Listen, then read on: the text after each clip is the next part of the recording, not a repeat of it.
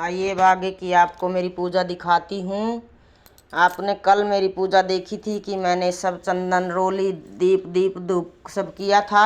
और आज आइए मैं पूजा पाठ में क्या क्या करती हूँ। देखो ये डमरू भी लेके आई थी मैं भोलेनाथ का काशी जी से। डमरू का दर्शन कर लीजिए, बहुत पाप कटते हैं। और ये त्रिशूल है मेरे भोलेनाथ का। देखो मंदिर में जाती हूँ मैं, घर में तो शिवलिंग रखी थी पहले, अब नहीं रखी हूँ। मेरे सोसाइटी में नीचे शिवलिंग बना है, मंदिर है भोलेनाथ का, तो मैं वहीं चली जाती हूँ अपना पूजा पाठ करने। यहाँ का घर का पूजा पाठ करके फिर वहाँ चली जाती हूँ मैं पूजा करने के लिए। देखो मैंने माला भी जाप कर ली है। ये माला है मेरी, माला दिखाई थी आप लोगों को। ये माला हमेशा ना इसमें जाप करनी चाहिए, क्योंकि खुली माला नहीं रखते हैं।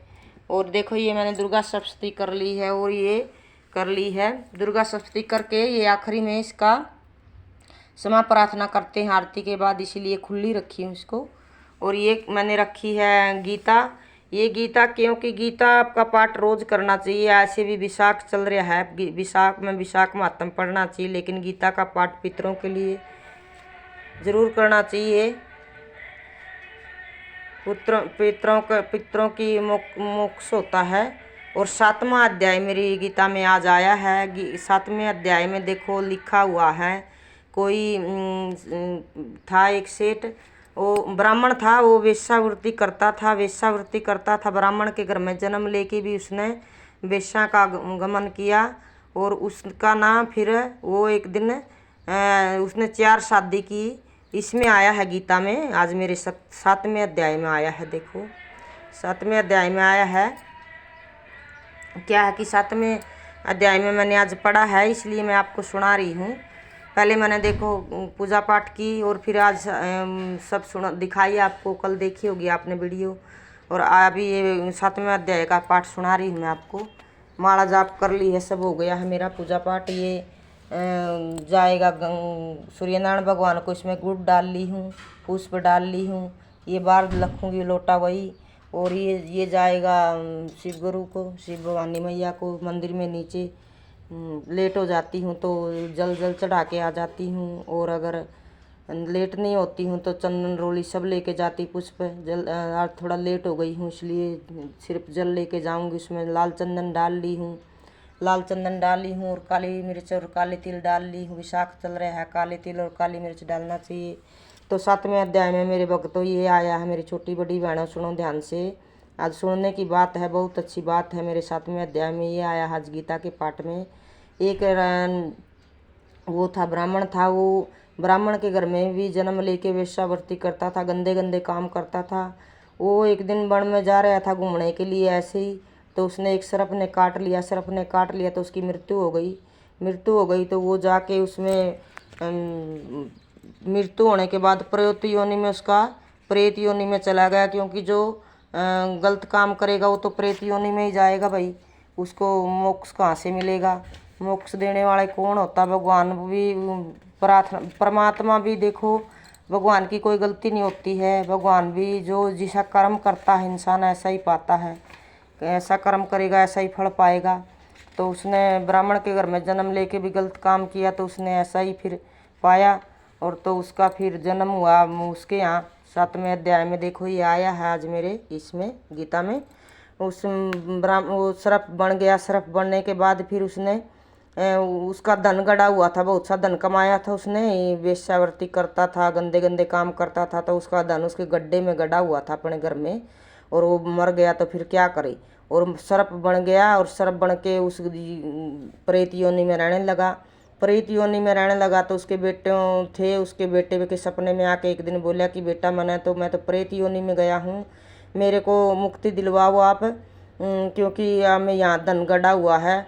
उसके बेटे ने अच्छे से पता भी नहीं था, तो भी रात में चला गया वो। उसको धन का लगा कि धन गड़ा हुआ है, तो जाके खोदने लगा ज़मीन को खोद के देखने लगा। तो एक सर्प, बहुत भारी सर्प आया निकल के, बोला तू कौन है और ये क्यों यहाँ पे आया है? तो बोला मैं आपका बेटा हूँ। बोला कौन बेटा कौन पिता? अगर आप मेरे बेटा हो तो, क्योंकि उसको याद नहीं रहता ना, प्रेत योनि में चला गया था वो, 7वें अध्याय में लिखा हुआ है भाई। तो बोला कि कौन बेटा कौन पुत्र? अगर तू मेरा पुत्र है तो फिर तू ऐसा कर, तू मेरी मुक्ति करवा, जब मैं वो करूँगा जब मैं धन खोदने दूंगा। जो भी इंसान ना बुरे काम करता है और बुरा कर्म करता है, किसी के कोई अच्छा कर्म नहीं करता।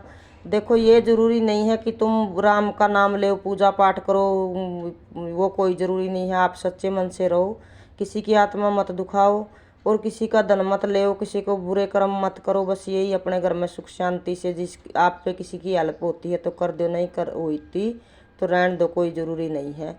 इसके लिए भगवान नहीं कहते हैं, तो वो आपकी मर्जी है। तो वो बोले कि ठीक है पिताजी, हम उसने आपस में चारों भाई बतलाए, 4 बेटे थे उसको।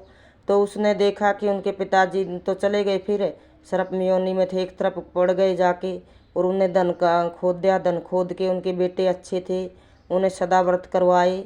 और उसने फिर बड़े बड़े पंडित बुला के पूछा कि मेरे पिताजी की मुक्ति कैसे होगी सर्प योनि से, और ये इससे कब इसको मुक्ति मिलेगी। सर्प योनि में है मेरा पिताजी और इसको प्रेत योनि मिली है। तो पंडितों ने बताया, गीता के 7वें अध्याय का पाठ करो। और अपने पिताजी के बड़े बड़े पंडित बुलाए उन्होंने, और धन पूरा लेके बड़े बड़े बावड़ी कुएं और सब खुदवाए और दान पुण्य किए। पंडित बुला के पंडितों ने 7वें अध्याय का पाठ किया और भोजन कराया, दक्षिणा दान दिया। जब जाके उसके पिता की मुक्ति हुई और विष्णु भगवान के पार्षद उसको लेने आए। देखो मैं ये नहीं बोल रही हूँ कि आप ज़्यादा दान पुण्य करो, किसी का सहायता करो, लेकिन करो जिस इस शरीर से कुछ नहीं चलने वाला, इस संसार से कुछ नहीं लेके जाएंगे, सब यहीं रह जाएगा। अच्छे अच्छे काम करो, आप बढ़िया शुद्ध मन से पूजा पाठ करो, शुद्ध मन से रहो, किसी की आत्मा मत दुखाओ। यही मेरा कहना है। मैं राधे रानी।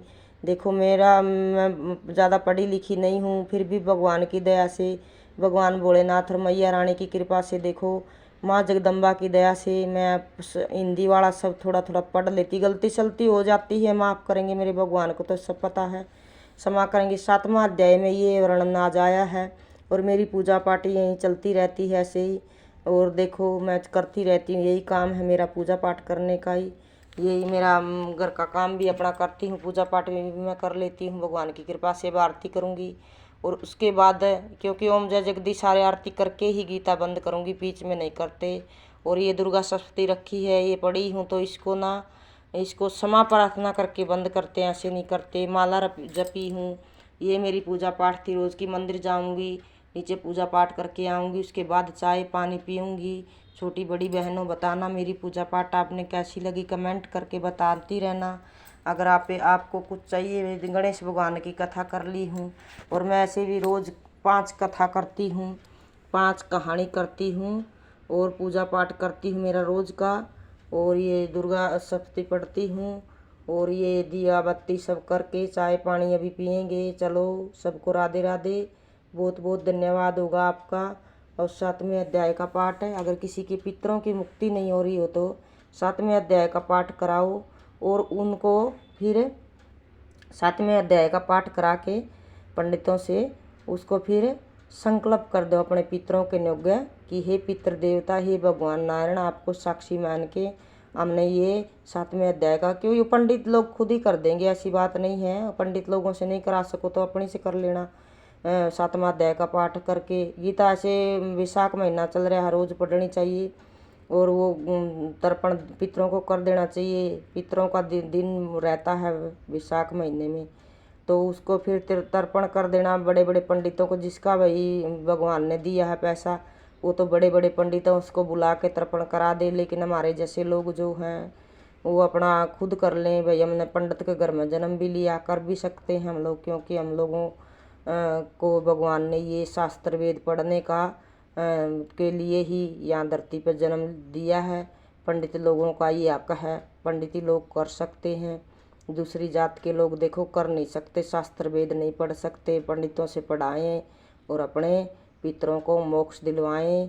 बोल गीता माता की 7वें अध्याय की जय हो। जय श्री शिवाय नमस्तुभ्यं। ओम नमे भगवते वासुदेवाय, ओम नमे भगवते वासुदेवाय, ओम नमे भगवते वासुदेवाय। और अपने पितरों का तर्पण कराएं और पितरों को मोक्ष दिलवाएं। जय श्री राधे, जय श्री राधे रानी की, पितृ देवता की हे मेरे पितृ देवता। ऐसे पढ़ के 7वां अध्याय और जल लेके हाथ में ऐसे तर्पण कर दो। हे मेरे पितृ देवता, ये 7वां अध्याय पढ़ी हूँ मैं आज।